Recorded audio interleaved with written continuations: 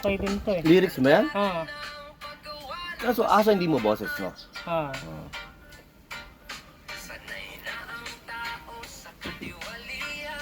Tangina, ganda.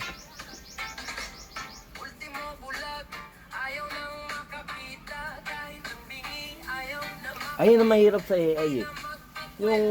Yung aksentuhan nila, parang wala sa Wala nga eh. wala sa anong tawag doon, yung sa bara. Oo. Wala sa hulog. Yung edging, di ba? Oo, yun. Wala eh. Ang mangyayari ngayon, maalangang te. Maganda yung lyrics, pero yung pagkaka-edging at yung pagkakabigkas, parang wala, nahuhuli. Nawawala yung downbeat tuloy. Yung sarap ng downbeat niya nawawala. Pero, meron ka ng Idea pag-select at saka mo. structure, oo. Pero yung ano nga, yung pagkakanta, yung kailangan mo na lang i-adjust ng konti. Oo. Yun. Katulad nung kanina na yun, di ba, may parang wala siyang hinga. Kaya nga. Wala, pag kinanta mo kasi yun, may hirapan ka, wala kang hinga. At saka, ayan ang kulang sa AI. Wala siyang dynamics ng boses niya. Hmm. Di ba, mayroon tayo yung parang pabulong ka ng konti dito, tapos bigla kang, tapos yung emosyon mo, sigaw.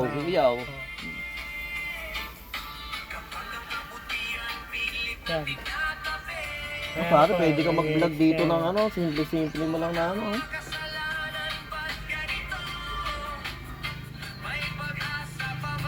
Ayun yung pinaka-chorus niyan. Ano nga ginawa kong course? Ayun na. Parang gano'n. Ayun na. Basta ang ginagawa ko, sinusulat ko lang eh. Kumbaga, Itatype mo lang ito si AI na ano. oo. Minsan naman kinakanta ko. Tapos si AI na nag-a-adjust. Hmm.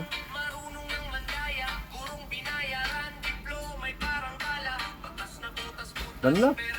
Pare, totoo lang. Ang maganda sa'yo kasi magaling ka gawa ng lyrics. Malalim ka.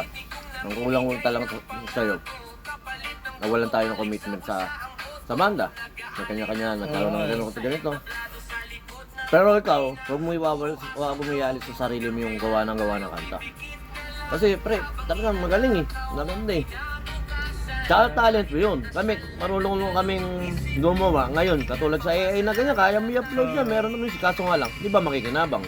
Iba. So, pag dinownload nila yan, ang ganda ng lyrics nito. Yun na yun. Ayusin na natin to. Konti lang. Yun na ginagawa na yun eh. Gawa ka ngayon ng page mo, kahit yung page mo lang. Parang pangalan mo lang. Tapos kahit puro AI mo na yung ginagawa mo ngayon, ina-upload mo ron. Basta, at least nakakapag-share ka. Napakaganda pa rin Kaya ang naman problema ano eh. Yung boses eh. Pang boses. Yung boss nito iba eh. Ayun lang. Kasi kapag ka halimbawa di ba? Halimbawa, pagka medyo may nakapansin sa'yo, pagka may mga kukuha sa'yo, mga ganito ganyan, magla-live ka ngayon. Hindi, ang ano mo na nga lang doon, dahil kumbaga nag-install kaya YouTube channel mo, nag-install ka nag-collect ka ng mga lyrics mo kaysa mawala. Gawa ka lang ng mga file na gano'n na iano mo lang sa gano'n. Tapos unti-unti pag may nagandahan, yung gumawa niyan pero ako gumawa ng lyrics niyan. Tapos importante kasi para lyrics, kahit gaano kagaling ang AI, kung hindi ka utak ng lyrics mo, iba pa rin eh. Iba pa rin. Pero siyempre, mas maganda pa rin yung paano mo kakantahin siya. Ngayon niya. Pero may point ka doon. Iba maririnig. Pero yung gawa mo. Ngayon subukan natin gagawa tayong kanta ngayon. On the spot, no?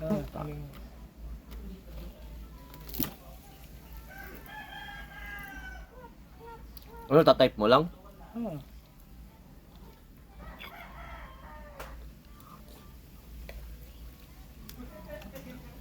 Mare, sarap ng pansit mo ah. Sarap ng pansit mo. Detalyado sa putay at luto ah. Nagkaroon ba ng dahan-dahan dito o lagi lang... Tawag dito? Ano kasi MB? Favorite niya yan. Kaya nagluluto kami madami nilalagay sa ref. Masarap naman talaga eh. Yung ano pa yan ah. Yung kumbaga parang init-init pa. Sabagay, kahit init eh. Kasi niluto mo lahat, hindi binaba mo lahat, konti lang. Hindi, konti lang Nag-aalaga ka yan. rin dito pare, mga manok-manok. Hindi. Hindi. Pero yung itim na manok na yun pinapalit na sa akin yun. Hindi ko masikaso. Ng ano? Ng pangkatay din. Na, Yung manok kasi na yun pare, parawakan yun. anong panawakan? Yung breed kasi na parawakan. Sa bundok.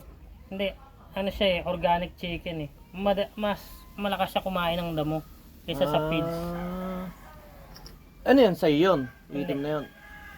Hindi ko pa nga pinapalit. Yung kapalit nun nandun pa sa bukid. Anong papalit mo dyan? Manok din? Oo, pangkatay lang din na ano.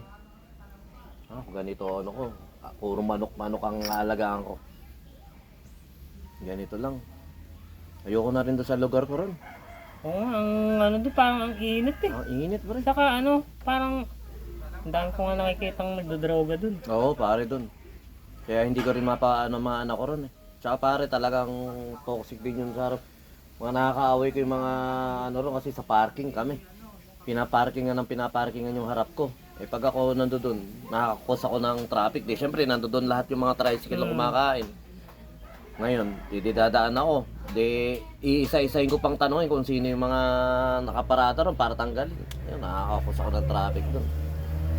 Eh, syempre, pare-pareho rin naman uy, naiintindihan ko naman. Tapos ayun, talaga mapapaaway ka. Meron pa palang ganitong mga bahay dito. Pero napakasarap ng ganito. Tapos yung uulan.